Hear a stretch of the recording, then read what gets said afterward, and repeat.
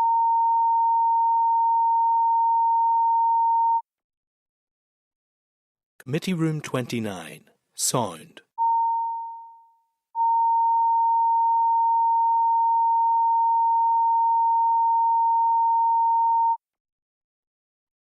Committee Room 29. So that's us back into open session again. So just while the witnesses are being brought into the room, I refer members to briefing paper from the committee clerk at page 49, and this is in relation, item 7, addressing bullying in schools, and it's an oral briefing. And that the briefing today is from the Anti-Bullying Alliance group. There is also, hi everybody, I'm just taking members through the introduction to the item, and then we'll do introductions. We have a couple of written reports in there as well. There's the elephant in the room young people's report at page 50. We have Cara Friend Anti-Bullying Resource Step Up Speak Out page 63. Quality Commission briefing paper at page 71. Page 72, and a correspondence note at page 71. We have in tabled papers, we have a Growing Up Online report which has been submitted, and then also a report from the Department of Education from the South, and that is an action and implementation plan for tackling bullying, and that's all in tabled papers. So those are the materials we've got today to refer to. So I will welcome our presenters here today. So very appreciative to have Professor Noel Purdy with us today from the Anti-Bullying Alliance NI Steering Group, Aoife McCollum, the Programme Manager from the Anti-Bullying Alliance, and Joanne McParland from Cara Friend. So really great to have you all here today. Today we'll be asking you to give us an initial presentation of up to 10 minutes, and then we will move on to questions and answers from members. We try and keep those questions and answers from each member to in the region of 5 minutes, so please don't be offended if I cut in and cut an answer short. So again, just emphasise to everyone, get into questions and answers as quickly as possible so we can cover all of the issues today. And I should probably just emphasise we are having a briefing after this session from the department in relation to the Emotional Health and Wellbeing Framework and in relation to the Anti-Bullying Act. So there is going to be scope for us to take some of the learning from this session today into the next evidence session as well. But over to you. Okay. Good afternoon, Chair and members of the Committee for Education. On behalf of the members of the Anti-Bullying Alliance, I'd like to thank you for the invitation to discuss bullying in educational settings here in Northern Ireland this afternoon. I'm Noel Purdy. I'm Director of Research and Scholarship at Stranmillis University College, but I'm also co-chair of the Northern Ireland Working Group of the UK-wide Anti-Bullying Alliance, a group I co-chair with Kathleen Koner, who's the Director of the Fostering Network in Northern Ireland. This afternoon I'm accompanied by Aoife McCollum, who's the Programme Manager for the Anti-Bullying Alliance, who has particular responsibility for its work in Northern Ireland. In the next few minutes we'd like to tell you firstly about the mission and work of the Anti-Bullying Alliance, secondly about what we already know about the nature and extent of bullying among children and young people in Northern Ireland, and thirdly about what our policy recommendations are to prevent and address bullying more effectively in the future. Aoife. Thank you. So firstly then a word about the Anti-Bullying Alliance. So many of you will remember the tireless work of the NI Anti-Bullying Forum, which spearheaded the anti-bullying work in NI for over 18 years. So NIBF was established by Save the Children in 2005 at the request of the Department of Education, and later hosted by the National Children's Bureau to connect statutory and voluntary sector agencies to address pupil bullying in schools through provision, information, signposting to sources of support, and organising NI's Anti-Bullying Week. Funded by the Department of Education but relying on voluntary contribution of its member organisations, NIBF delivered outstanding value for money, creating lesson resources for schools, developing the effective responses of bullying behaviour resource, running pupil art and creative writing competitions, engaging young people through its youth forum, and reviewing policy and guidance, and paving the way for the Education Minister John O'Dowd to introduce the Addressing Bullying in Schools legislation Assembly in 2016. So although the decision was taken by DE to cease funding to NIBF from the 31st of March 2023, we're comforted to know that the Education Authority's newly established Addressing Bullying in Schools implementation team is in place to support schools with the implementation of the Addressing Bullying in Schools Act, which was commenced in schools on the 1st of September 2021, so around 3 years ago. So although NIBF is no longer in operation, our member organisations have continued to deliver high quality services to improve the lives of children and young people across NI. So this has happened on an individual basis, but also through our members becoming part of the National Children's Bureau's much larger and well-established UK-wide Anti-Bullying Alliance, which has effectively extended its policy and practice work to NI since May 2023. So this was at the request of former members of NIABF to ensure continued collaboration and representation in relation to anti-bullying policy and practice, and to continue to bring Anti-Bullying Week campaign to NI, which we did last year, and we know that most of you supported us with your odd socks as well in November. So the newly formed NI working group of the Anti-Bullying Alliance is still in its infancy, and it's entirely independent of the Department of Education. We have around 61 members that are actively working in NI, including Stranmillis University College, NSPCC, the Fostering Network, Bernardo's, Car Friend, NICE, Community Relations in Schools, and the EA's Addressing Bullying in Schools implementation team. So we're excited about our new role in our advocacy and campaigning work and our collaborative partnerships to prevent and address bullying in schools, and we believe that we can have a strong and independent voice to keep this important issue at the top of the agenda. Second then, something about what we already know about bullying in Northern Ireland. Well, in short, we really don't know very much, and certainly not enough. As legislators, you will understand the need for the most current, robust and reliable evidence about the nature and extent of bullying, and quite simply, we don't have this in Northern Ireland.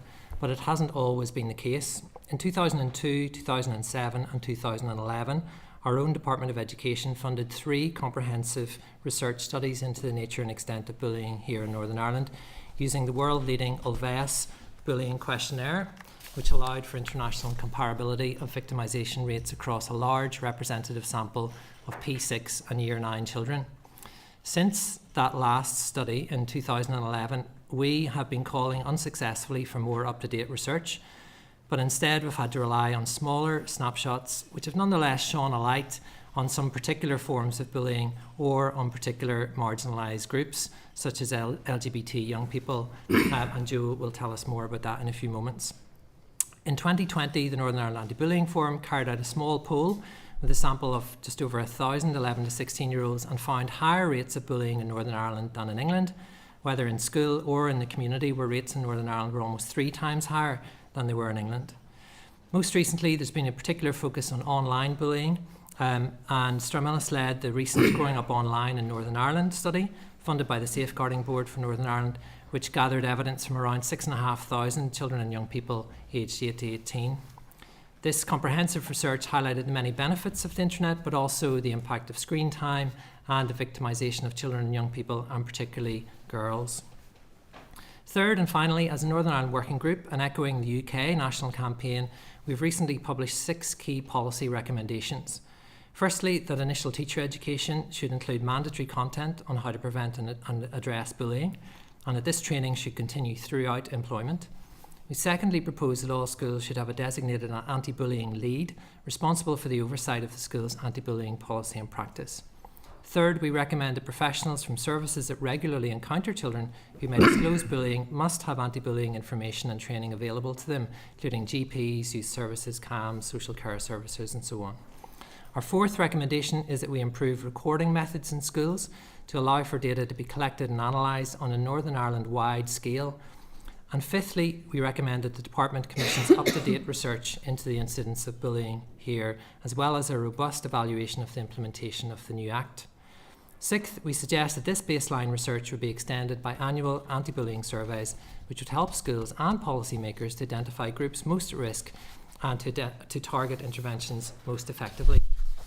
Finally, if we may, we would commend to this committee the world-leading work of the Department of Education in the Republic of Ireland. In 2022, I was appointed by Education Minister Norma Foley to chair the steering committee there to review their National Action Plan on Bullying. After an extensive consultation process, which also included hundreds of children and young people, we published the resulting new action plan in December 2022.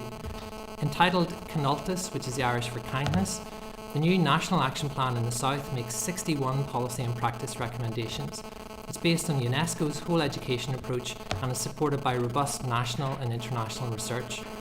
Accompanied by a detailed implementation plan and with annual published evaluation reports, Canaltis represents a giant collective leap forward and is a model from which policymakers north of the border could learn much.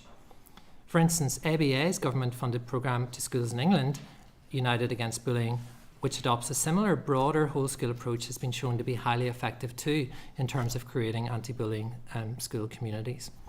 In conclusion, before we hand over to Joe, while we appreciate that there are many pressing demands on the department and on this committee, it's crucial that the committee appreciates that preventing and addressing bullying is a shared community responsibility, and that we need to work together from the highest echelons of government through to policymakers, community and youth workers, schools, parents and children to create an inclusive society which is free from bullying in all its forms and where diversity and individual difference are valued and celebrated.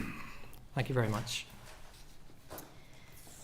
Thank you. Good afternoon, Chair and members of the Committee for Education. On behalf of the Director of CareFriend, Steve Williamson, I would like to thank you for inviting me to speak here today. I would like to specifically highlight CareFriend's LGBTQIA+ Inclusive Schools Charter and our continued success in engaging with the educational environment throughout Northern Ireland. I am Jo McParland, Education and Training Manager at CareFriend. I have been with the charity for 8 years. My background is in psychology and in children's rights, and my passion is education and building awareness for the LGBTQIA+ community. CareFriend is Northern Ireland's longest standing LGBTQI+ organisation, with its roots tracing back to its establishment in 1974. Through its history, CareFriend has remained steadfast in its dedication to supporting and advocating for the LGBTQIA+ community.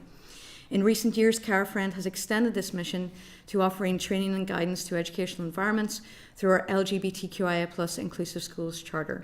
CareFriend is a proud member organisation of the Anti-Bullying Alliance, and before that was a member of the Northern Ireland Anti-Bullying Forum. In 2017, since 2017, CareFriend has delivered our all-out anti-bullying workshop to 27,000 pupils in post-primary schools in Northern Ireland. That's 1,200 workshops in over 85 post-primary schools.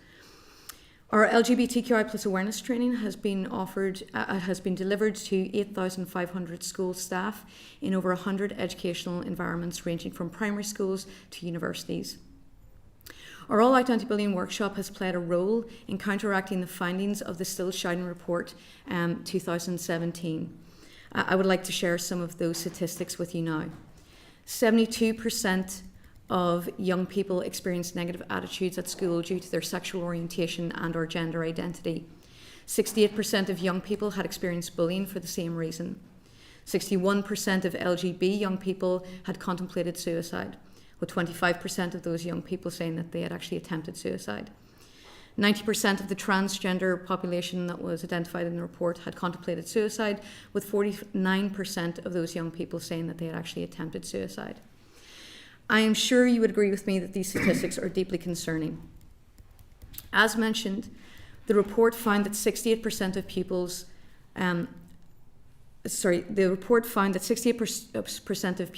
had been impacted by bullying due to their sexual orientation and gender identity.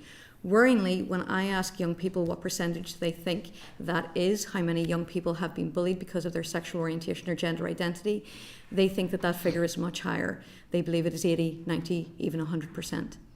During the workshops, pupils are asked, is being LGBTQIA+ a choice? You may find it shocking and alarming to know that many pupils believe that being LGBTQI+ is a choice and have no comprehension of the struggle and internal turmoil that their peers may be experiencing as they question their sexual orientation or gender identity. Also addressed in the workshop is a term, that's gay, or that's so gay. This comment is thrown around many schools without challenge, thought, or pause. There's no consideration for the damage that it may be causing to pupils in the process of questioning, or those who may not be ready to come out, or hiding their sexual orientation or gender identity for fear of how that information will be abused. The purpose of the all-out anti-bullying workshops is to build empathy and understanding with LGBTQI+ pupils. It's to allow schools It is to allow the school queer community to be seen and to be taken out of the shadows and elevated to the same level of other protected characteristics within the school environment. The following statistics are taken from the 2023-24 feedback forms from pupils from the All Out Anti-Bullying workshops. 83% of pupils felt that other students would benefit from receiving the All Out Anti-Bullying workshops. 87% of pupils felt that it was raising awareness of the LGBTQIA+ acronym itself. 88% of pupils found that it was useful to understand that respect and inclusivity were an important part of a school environment.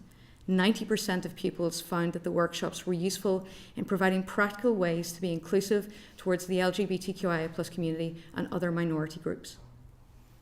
These statistics demonstrate that the workshops are having an impact. However, training alone is not the answer. It does not create the enduring change that is needed to tackle queer phobia.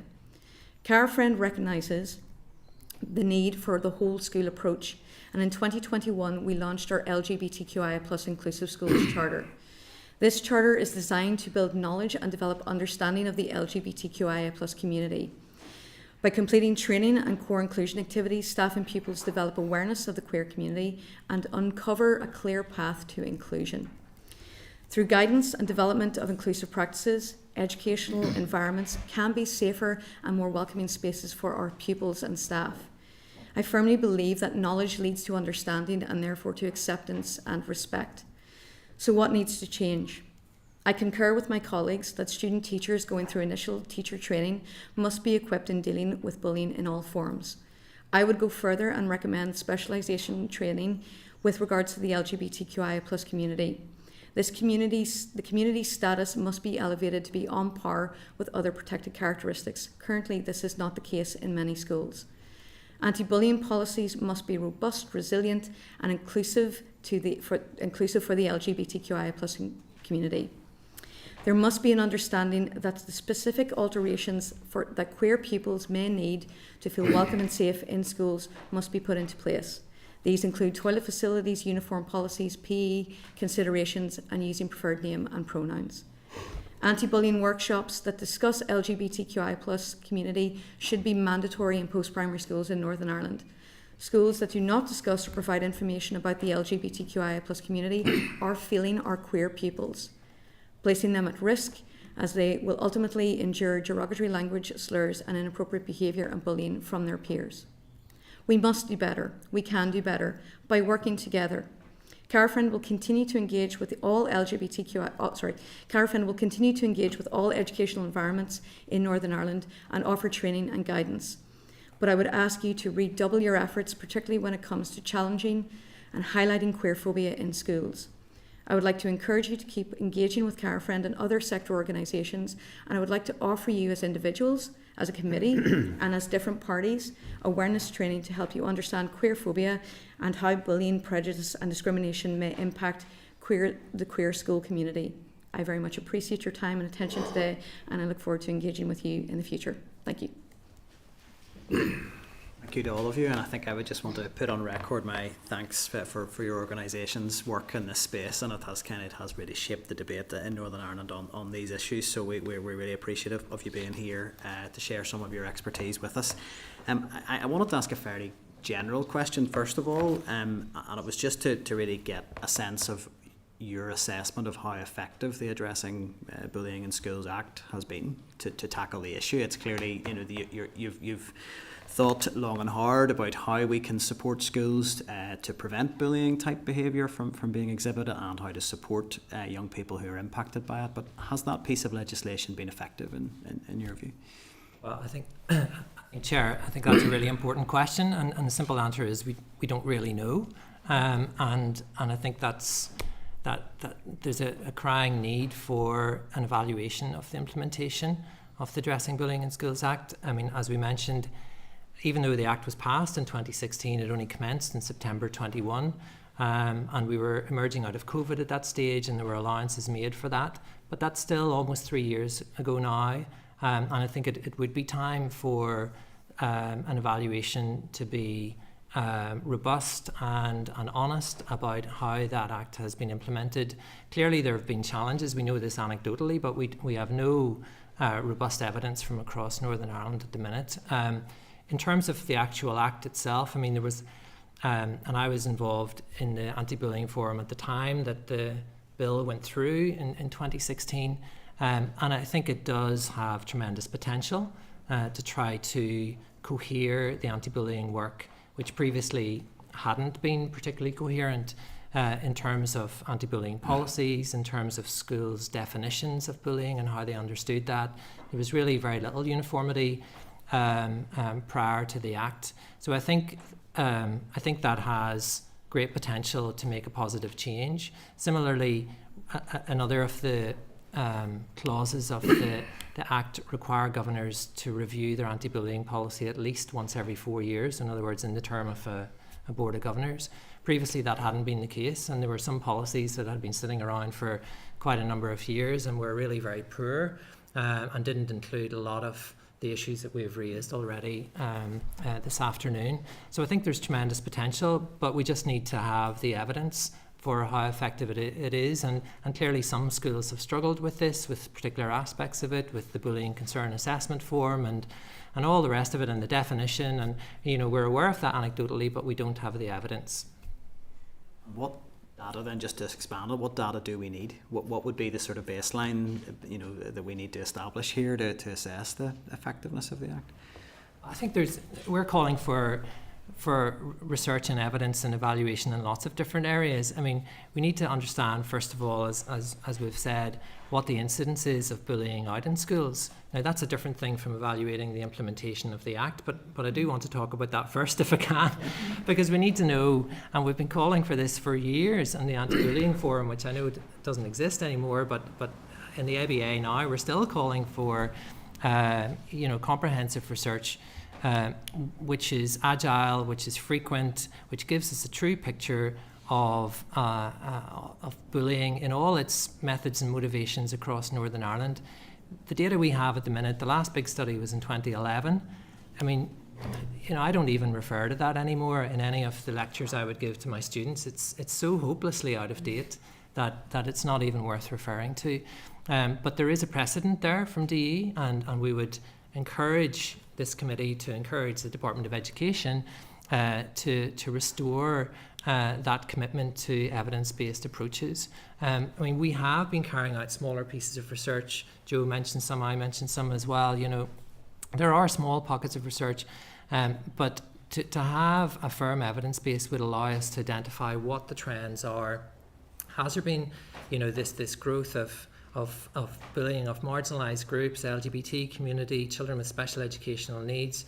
There was some great research in the Republic that we read recently from DCU around the bullying of traveller and Roma children who are particularly victimised as well. But we don't have any of that evidence really for Northern Ireland at all. So that's the first piece of evidence that we really need. What is the extent of the problem? How is it changing?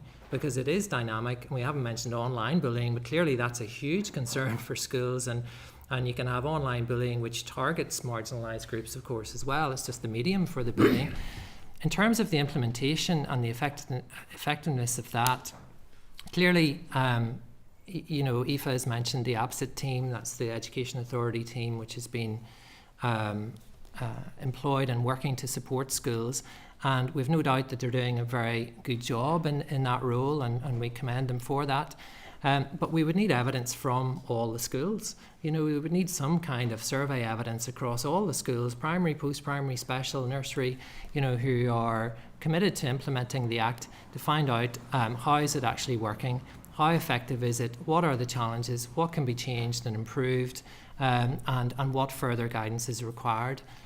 My hunch, and then I will stop at that stage, my hunch is that the Addressing Bullying in Schools Act only goes so far because it's reactive. It's about responding to bullying incidents. And the big difference I see between the Addressing Bullying in Schools Act and what's happened in the Republic of Ireland is that they have a very, very strong focus on prevention, on creating a positive, inclusive, respectful culture that we've talked about this afternoon, and ensuring that bullying in the first place is much less likely to happen, that we have a much more tolerant, inclusive, respectful society broadly, and also the school community as well. Whereas in Northern Ireland, The Bullying Concern Assessment Form clearly is reactive. The Addressing Bullying in Schools Act is clearly reactive. The Effective Responses to Bullying Behaviour, which was published by the Forum 10 years ago or more, is reactive. And very little of our focus is about creating a positive culture within schools. I'll let my colleagues come in. I think the only thing I would come in on the back of that to add is in terms of those two separate pieces of research, so that one that looks at the extent and nature of bullying and one that's looking at the implementation of the Act, is that both of those would require a baseline. So we have no idea where people are. What is your understanding of bullying, first and foremost?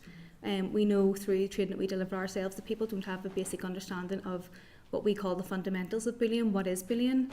How do we identify and misidentify? That would be from pupils, the teaching staff, and then in terms of the implementation of the Act, we feel that in there you would need to be speaking to the whole school community. So those children and young people, parents and carers, school staff, boards of governors, those who have are invested in some way in the Act. So for example, what we're hearing on the ground is that board of governors wouldn't have a clear understanding of what their responsibilities are in terms of the Act. So for example, they should be discussing reported instances of bullying at each governor's meeting. That doesn't seem to be very commonly known. Teachers don't seem to have a very clear understanding from those that we have spoken to about what exactly they're expected to do. And to me, a baseline study to go through all of that and be able to build from there on an annual basis would be most helpful. And does that cover from your angle? Or is No, anything that you'd want to covers add? everything. Just to give you, I suppose, like a practical example, I was thinking about within schools you have. Sorry, I've lost my train of thought there. Sorry. Forget about it. It's okay. That's okay. Data is critical here, and that's very clear. Look, I'll hand over to the Deputy Chair at this stage, and then bring other members in. I suppose there's a fundamental problem if there really isn't even a proper definition of what bullying is. I mean, Joanna, you mentioned in your contribution about, it seemed to be normal to say, oh, that's so gay, and comments like that, which don't have any sort of place in school today. And then when we have a definition of bullying, we need to collect the data about how much of it is actually going on, and then a plan of how we deal with all of that. And I was interested to hear your comments about what's happening in the South, Noel, in terms of, building a more respectful and inclusive society. And I don't know whether you meant that in terms of society in general or within the school society. Could you elaborate on that? Yeah, society in general. Well, let me come to that in a second. First of all, in terms of the definitions, I mean, the clause 1 of the Addressing Bullying Act in Schools, does provide a statutory definition, and that was, long overdue. I'd carried out research in 2015, 2014, looking at 100 anti-bullying policies in Northern Ireland schools, and the definitions were all over the place. I mean, there was a very wide range of definitions. We do now have a statutory definition. It's not perfect, but it does give uniformity in terms of schools' approach. So school anti-bullying policies will adopt the definition which is in the legislation, Pat. And now how that's interpreted... Well, that's the next question. Is there an understanding of that definition?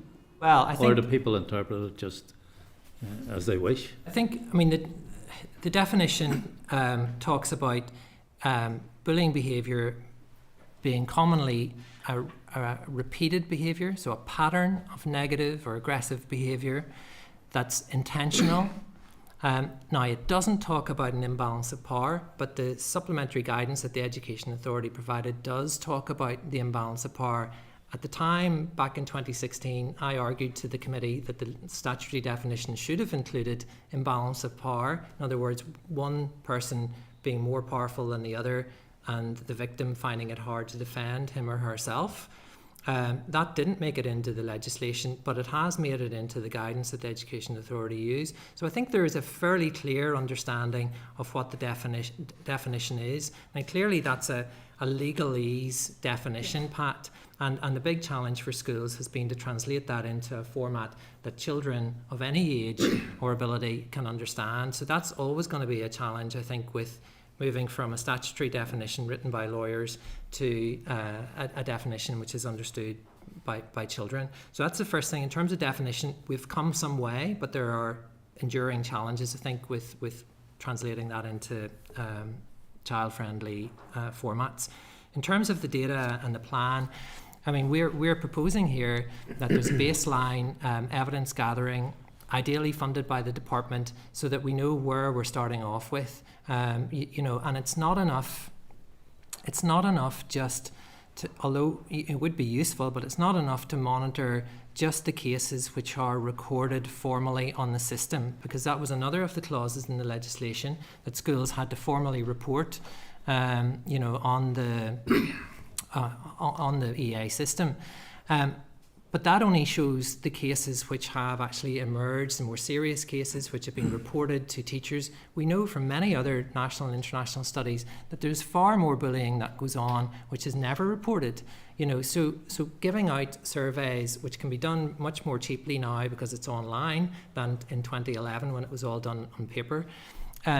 Giving out a survey to children online can be a very effective way of them reporting incidents of bullying, some of which unfortunately would not be reported to the school. So if you rely solely, my point is, if you rely solely on the stats which have been given to schools, or the reports that have been recorded formally on the system, that is not the true incidents of bullying. There's far more bullying goes on that we know of, that children never report. Who would do that survey, Noel? Would it be done centrally or in each individual school? Well, I would suggest that this is a piece of research which is tendered from the Department of Education, which I'm sure was the case in 2011, and you know, researchers apply, submit an application, and it's given to a research team to carry it out independently of the department. I mean, I think it needs to be done robustly and effectively.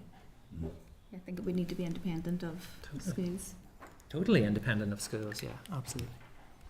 And just in terms of building a more respectful and inclusive society? Well, I mean, I'm not suggesting that in the Republic everything is a bed of roses either, in terms of, I mean, I think they have their challenges down there at the minute in terms of building an inclusive, respectful society.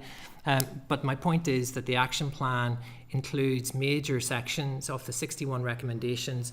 Around a half are about creating that culture of respect within schools.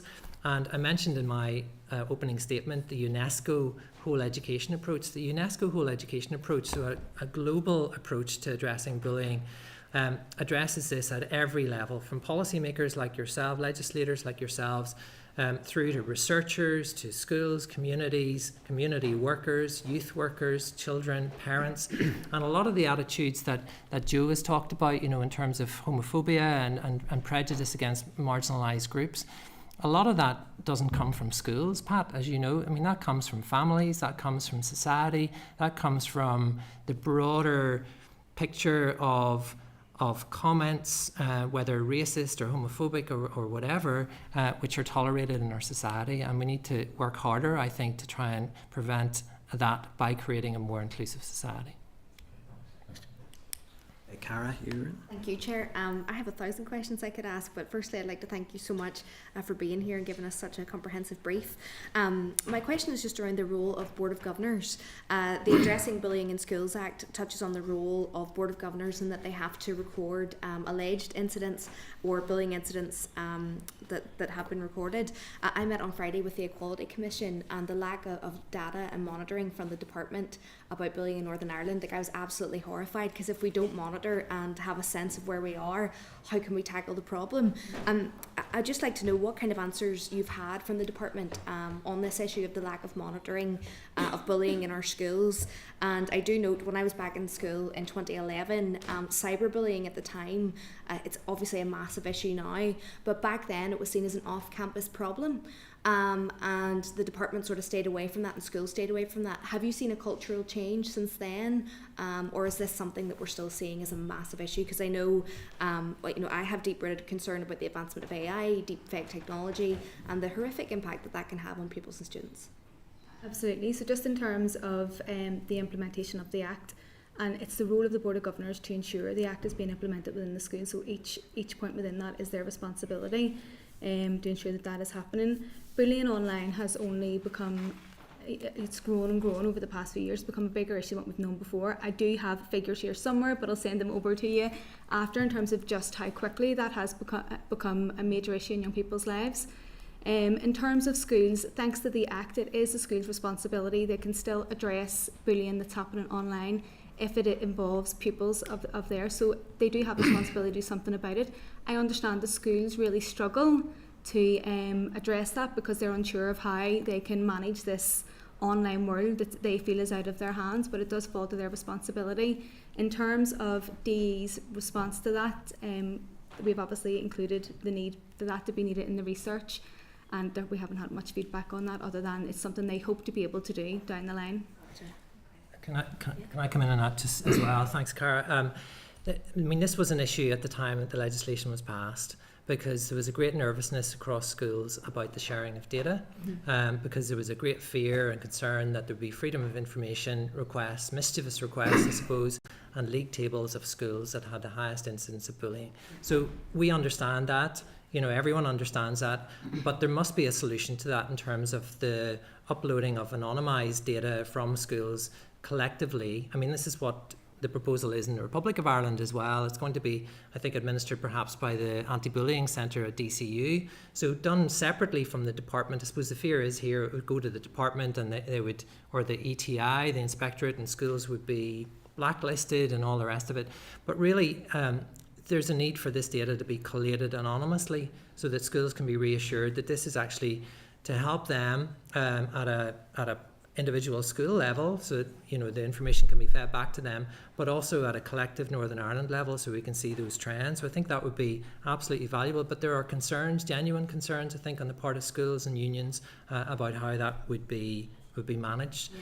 In terms of the online bullying, Aoife is right. It's in clause 2 of the legislation that schools now have the power, and before it was a bit grey, muddy, and we weren't sure, but they now have the power to deal with online incidents that happen outside school hours, where it's likely to have a detrimental effect on that pupil's education at the school. So that's the letter of the law, and I think that helped at the time to clarify schools' responsibility, because again, some research that I'd done in 2015 was saying that schools weren't sure whether they were able to or weren't able to, and of course those who do, and schools now have the power to do that.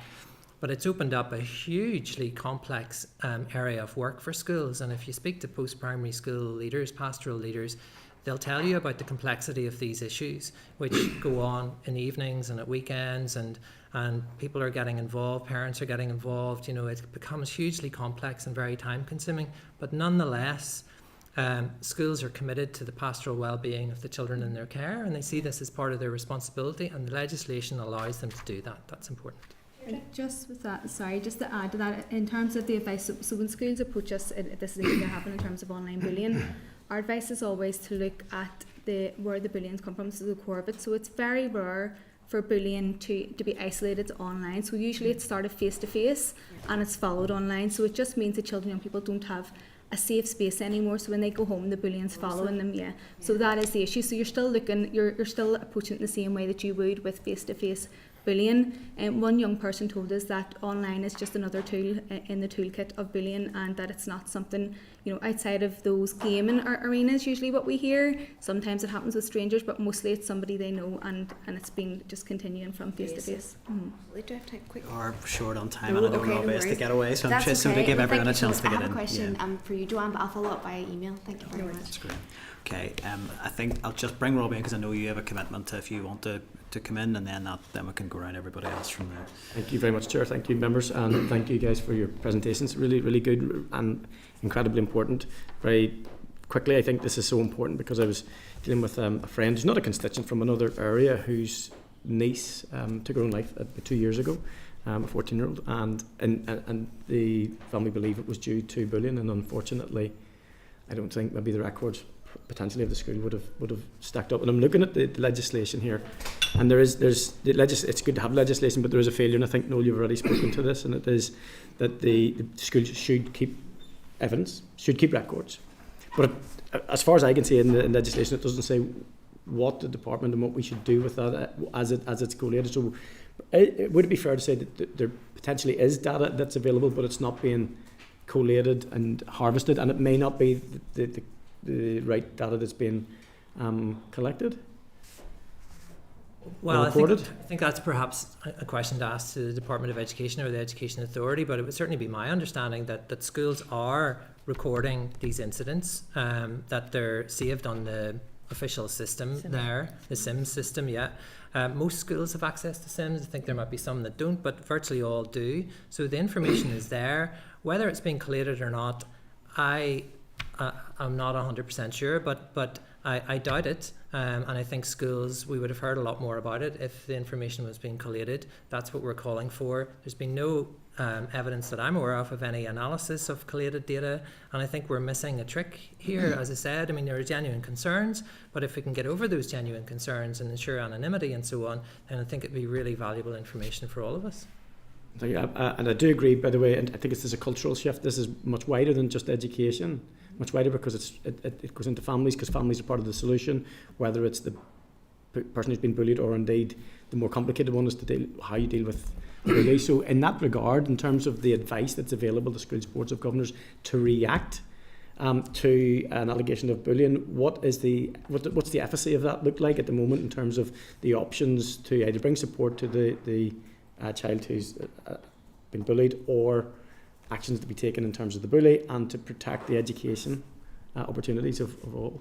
Well, I think, the main piece of guidance at the minute is the effective responses to bullying behaviour. You know, that's the EA's document produced by EA officers through the Northern Ireland Anti-Bullying Forum, but it's 10 years old and it is reactive, as I said, and it does provide some useful ideas. But to go back to what we started with, you know, prevention is more effective than cure, and what it doesn't do is include anywhere in this, you know, strategies for creating a positive culture or embracing difference or respect for diversity and all of those things, which I think would help to preempt and prevent a lot of the issues from arising in the first place. The other thing, I think this document is useful in that regard. What it does is identify some low-level incidents of bullying. And it's really important that those are correctly identified and dealt with before they escalate into something more serious. And we are aware, Robbie, of tragic cases like the one that you mentioned, and there are far too many of those cases, unfortunately, across Northern Ireland. But prevention is the first step. But if there are smaller incidents or less serious incidents, they need to be dealt with effectively, supporting everybody involved, the child experiencing the bullying behaviour, but also the children who are displaying that behaviour, so that it's less likely to happen again. And there are a whole range, there's no silver bullet, you know, there's a whole range of different approaches here. And there's a lot of evidence actually that punitive approaches, so, you know, jumping to sanctions and putting children in detention and so on, is not the most effective way forward, particularly for those low-level incidents that need to be nipped in the bud. It's more restorative approaches, and there's a lot of evidence to support how, you know, rebuilding relationship and educating and informing about difference and respect are actually much more effective ways of dealing with bullying than jumping immediately to a heavy-handed sanction. And very briefly, I'm just aware of the statistics that have come out recently in terms of hate crimes, which is an extension of bullying, because it's bullying right into adulthood, and we have LGBTQ community, we've got people with disability, and we've got people of faith, which is what I experienced in school. Literally fell, got the head punched off by, got spat on, did all sorts of stuff, ended up having, and it wasn't fun. I'm smiling now, but I'm not smiling inside, because I remember the fear that it instills in a young person. And it's difference that we're tackling here. But just not anecdotally, but I had a very useful meeting this morning with an academic from Queen's, from the School of Philosophy, who goes around schools actually in primary schools at the moment, and it seems to me to be an incredibly good fit for actually it's a new way of teaching. Actually, it's not teaching philosophy; it's using philosophy as a way of teaching. And I think it's in the vocabulary of changing the culture of our young people. So I'm just offering it out there, as I am happy to share the you probably may even know who the lady is, but I'm happy to share it with you, because I actually think in the conversation I had this morning, and this is what it was getting into, is getting into that proactive, preventative space that we need to be in. So thank you, guys. Appreciate it. Thank you, Chair. Right, Cathy. Thanks, Chair. I've had a number of meetings recently with different schools, leaders and principals and things like that. And time and again, probably one of the number one issues that continues to come up is around vaping and drug use in schools. and principals just really don't know where to turn with this. And what they're saying, particularly, they're seeing a rise in the peer pressure and the bullying that goes along with that. Have you done any research, or is there any? What would your view be in trying to tackle that? One principal in particular said she had a real issue around older pupils and the peer pressure and the bullying with the younger pupils to try these vapes and the drug mixtures and things that are in them. The other thing then, and you've referenced it a couple of times, Noel, yourself, around prevention being more effective than cure. As you know, we're waiting very patiently on a childcare and early years strategy. Do you feel that there's been enough done in that sector around that kind of early intervention and that early education of young children? This is very often a time when they're, mixing with a lot of other cultures, in childcare settings and things like that, and maybe teaching that acceptance at that stage, just around prevention of later in life. Yeah, just in terms of research on that, so I'm going to go back to your first question around the issues within schools and peer pressure and the vaping and stuff.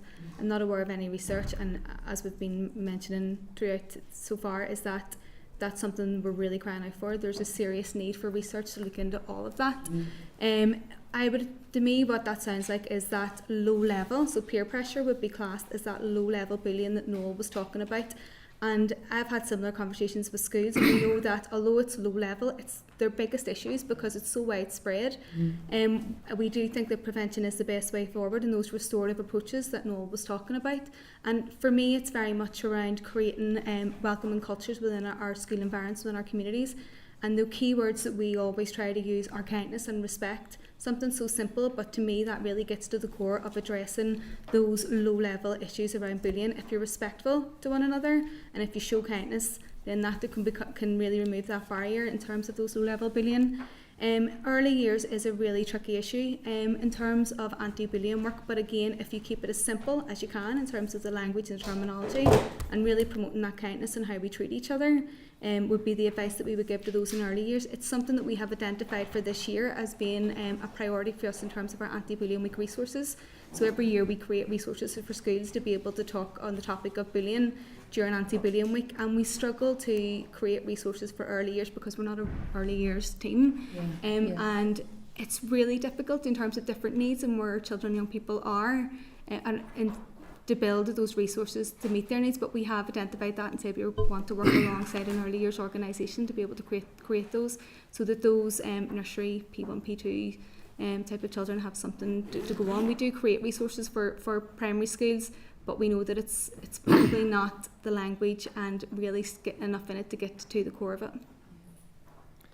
If I could just come in on the vaping, I mean, I think anecdotally we're hearing this from schools right across the country as well, as you are, Cathy, that it's a huge problem now, and it's the availability of the vapes and the attractiveness and the marketing, and it seems to be incredibly easy for quite young children to buy vapes, and I know that schools are really struggling with this at the moment.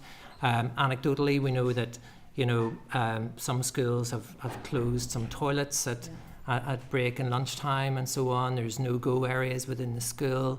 There's clearly some links with bullying as well. I mean, this is a huge concern, I think, for schools, not necessarily all related to bullying, but it's a huge public health concern, I think, and it's, I suppose, the lack of regulation of the sales of vapes, which has just mushroomed in recent years. And of course, it's not there are some drugs that are used as well, not just harmless. Is there such a thing as a harmless vape? But do you know what I mean?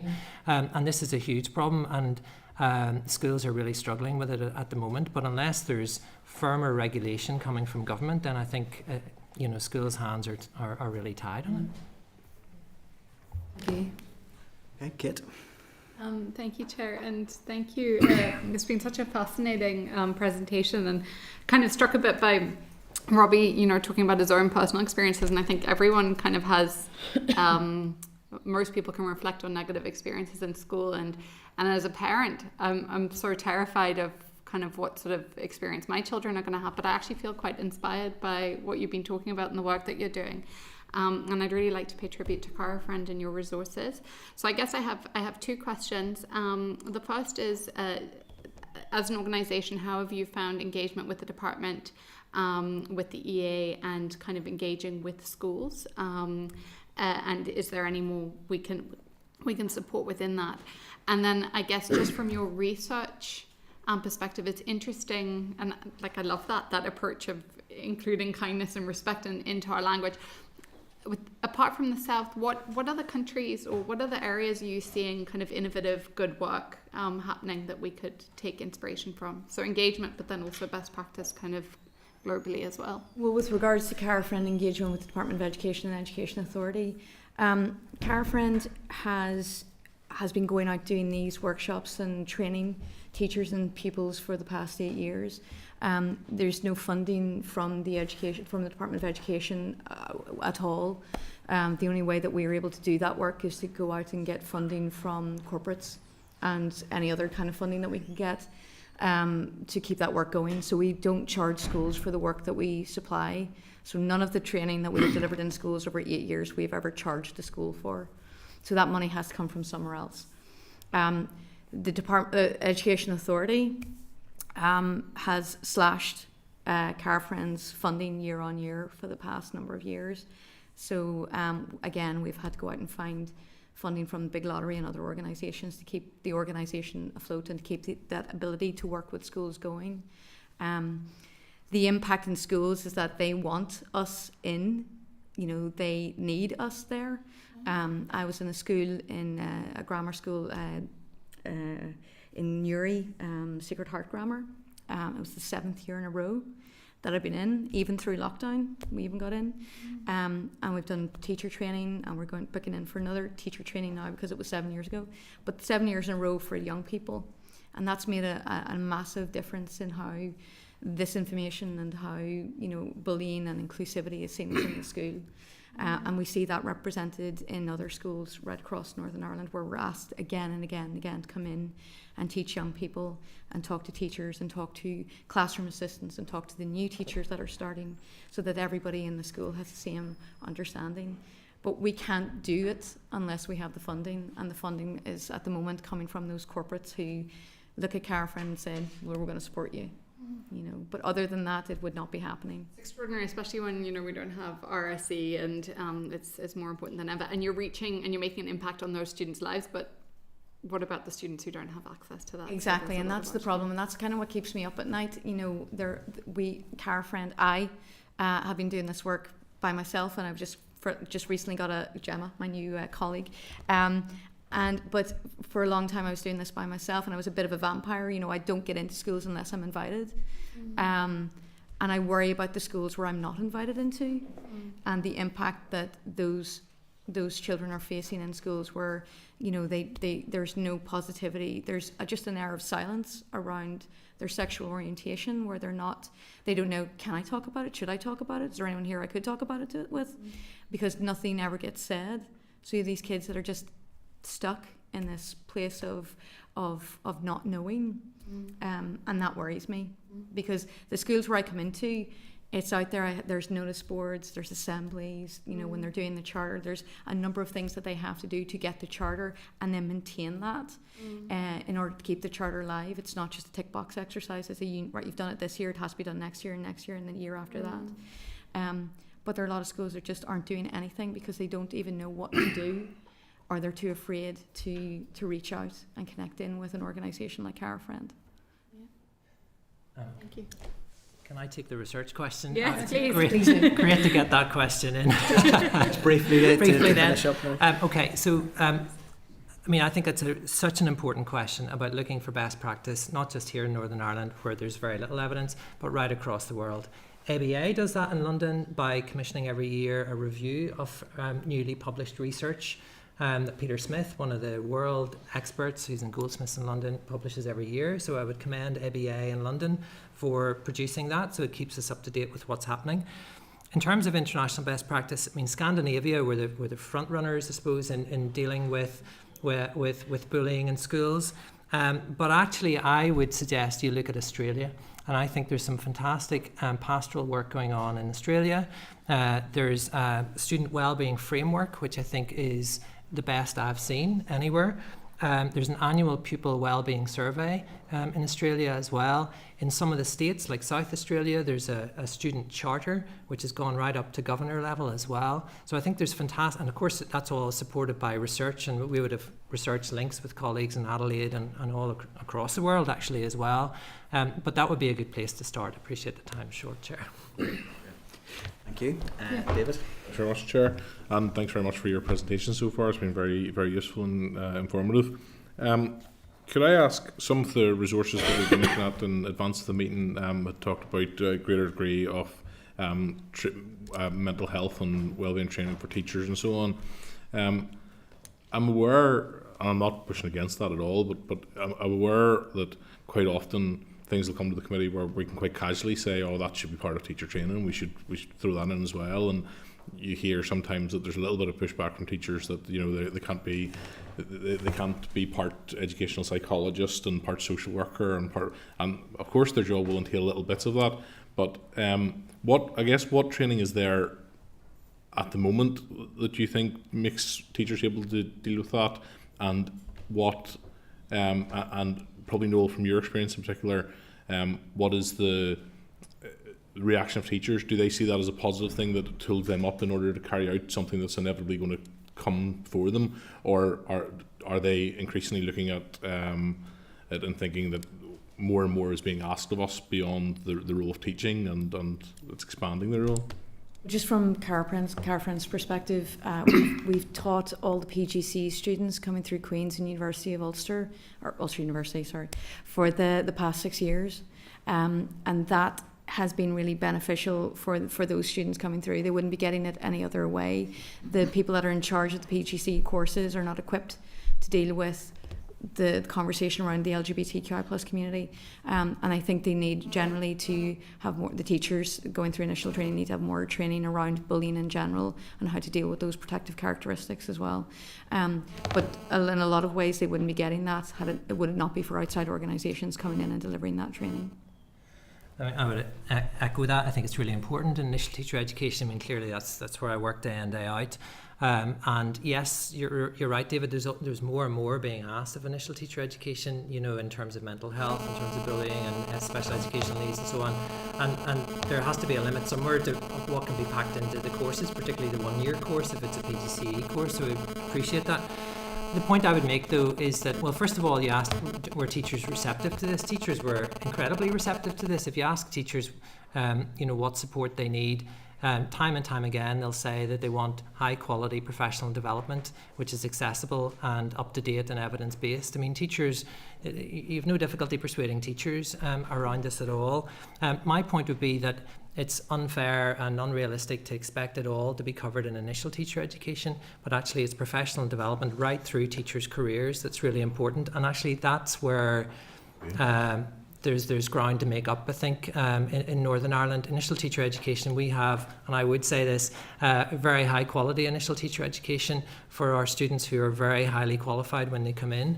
The challenge is, you know, when they're out in the system, there isn't enough professional development, not enough opportunities, not enough funding to provide it and so on, and very little quality assurance of that training either. Just on that, I have delivered, in the past couple of months, I've delivered 2 CPD anti-bullying training to over 100 children's workforce within NI, so mostly teachers, youth workers, social workers and so on. And they usually come into the session feeling overwhelmed, and exactly as you said, we can't be everything and we're trying to please everyone, we have so many hats. By the end of it, they're feeling relieved and they feel like they're much better to cope with it because they've been given the strategies to be able to address it. They've been given those coping mechanisms to support them in educating their children and young people, as well as dealing with so you have that prevention, the responding, and as well the reporting and how important that is. So we have only found it to have a positive impact. Thank you. My second question then would be around what engagement you've had, if any. Obviously you operate primarily in the Carafriend might be slightly different, but primarily within the educational space, but what engagement have you had with other departments, and in particular do you believe there is close enough joint working between the departments in order to make these strategies line? Obviously, we can see the role for health, for instance, around the mental health piece and so on. There's some acknowledgement in the papers for the next session that there is some of that happening. Do you think there's enough, and where do you think that could be built upon? Big question, but I'd ask for the answer to be brief. A brief answer: there's never enough of that, David. I think things are improving. It will be interesting to hear in the next session as well. I think there's more collaboration than there has been in the past, but there are clearly massive challenges in terms of how government operates and government departments and silos and so on. I think my understanding is that improved as a result of COVID, ironically, and moving online has maybe made that easier. But clearly there are great opportunities for further collaboration, as you mentioned, within that whole crucial space of mental health as well, for government departments to work more closely together, and we would welcome that in the future. Thank you all again for your time today. It's been a really, really helpful session, and I think particularly with the department coming in next, there's a lot of springboards there for us to follow up with in the questions for the officials. So again, and thank you for your time and for making yourselves available at quite short notice for this session. So it's very much appreciated. Thanks very much. Thank you. Okay. So just quick check-in. If anybody thinks we need a quick comfort break, we can arrange that. We're doing well for time. We can move on if everyone's content with that. I mean, but I don't know if you feel the need. Take 5. Can I? Oh no, I was just going to say, I think it's great when we have the academics in, like they're still in the room. I met with the Strandless Early Years recently, and I just think it complements our sessions so well, and it's really helpful to have the evidence base. So just more of that with our sessions is really Certainly welcome. something to think about with forward work plan. Yeah. I also really liking the 2 briefings a day versus 3. I think we can dive a little deeper and hear a little more, and it really works. Yes. Well, I'm going to just make a call as a couple are exiting. We'll take go into closed session and just take a quick 5-minute comfort break then. Yeah. Committee Room 29. Sound.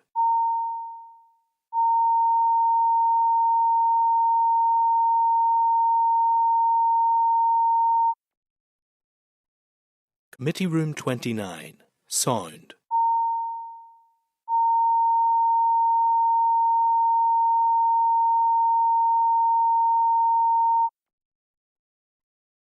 Committee Room 29.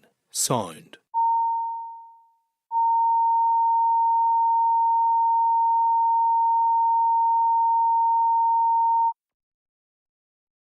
Committee Room 29. Sound.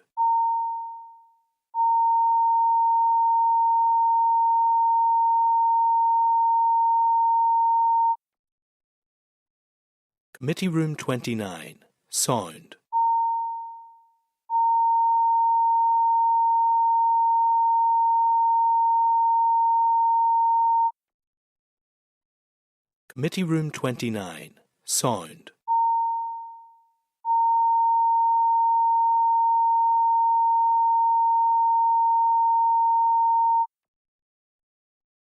Committee Room 29. Sound.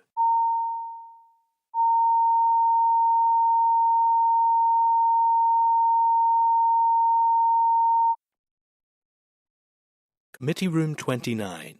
Sound. Committee Room 29.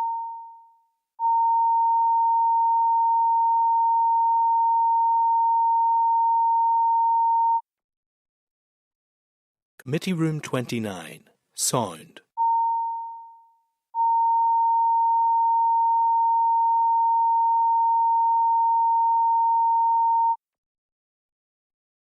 Committee Room 29. Sound.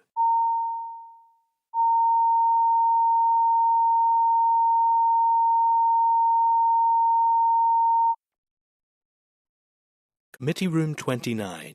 Sound.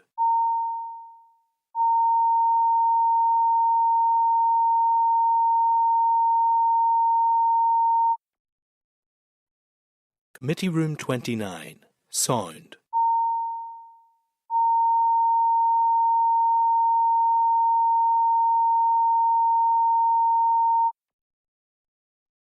Committee Room 29. Sound.